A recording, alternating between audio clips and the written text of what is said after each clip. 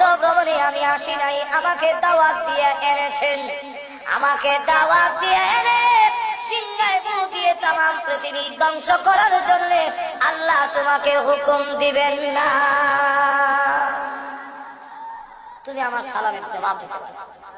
এমনি ইসরাইল সিংহা সরায় কয়, ওয়া আলাইকুম আসসালাম ইয়া রাসূলুল্লাহ ইয়া হাবিবাল্লাহ ইয়া সাইয়্যিদুল মুরসালিন ইয়া রাহমাতাল লিল আলামিন ইয়া শাফিয়াল মুযনিবিন ইয়া আশরাফাল আম্বিয়া।